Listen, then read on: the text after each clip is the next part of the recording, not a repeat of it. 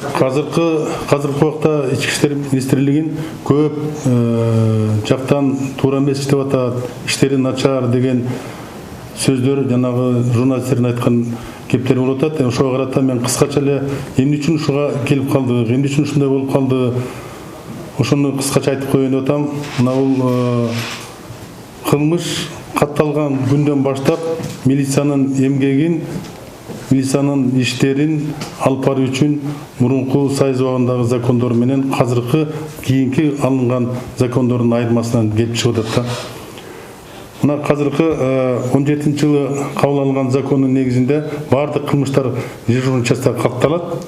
Ал катталган кылмыш иштер, жоруктар бүт тергөөчүгө берилет. Тергөөчү алаттагы ошол ким аткарыш үчүн опергруппага тапшырма берет. УГОнун Роскан кызматкерине, участкалык инспектордун кызматкерине ошонун негизинде иш жүргүзүлөт. Анан тез арада жүргүзүлө турган иштер да болот. Ошол жерден анча-мынча биз мына закондун негизинде анча-мынча кыйналып атабыз да, ошонун аркасынан жанагы Айзаданын өлүмү, жанагы 2 күнгө чейин машина табылбай калып, арттан иштелбей калгандыгы боюнча өзүңүздөр билесиздер,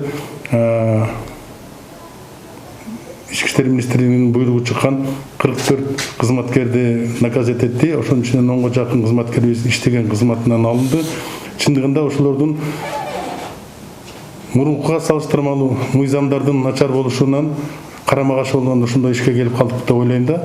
Министрдин милдети көзөмөлдөө тапшырма берүү, анан министр өзү эле каалап эле жанагы буйрук чыгара бербейт да. Жерде өздүк курамды менен иштей турган кызматкерлер атай текшерип туруп, ошончо кызматкерлерди кызматтан алуу жана кызматтан четтетүү боюнча буйрук сунуш берди. Чындыгында биздин арабызда кээ бир кызматкерлер өздөрүнүн ишине шалакылык койду.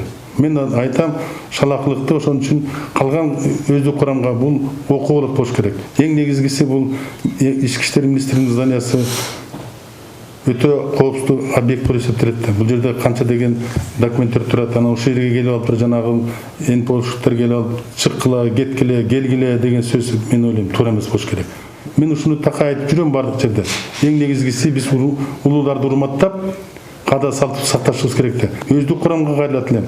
Улуулар биз ушу колдон келген ишибизди айтып, акылыбызды айтып атабыз. Ар бир жерде, ар бир облуста, ар бир райондо ардагерлер кеңештери бар. Андан тышкары бизде генералдар, аксакалдарыбыз бар. Алардын айткан акылдарын угуп, ушул эч убакта нарушение кылбасак дейм да.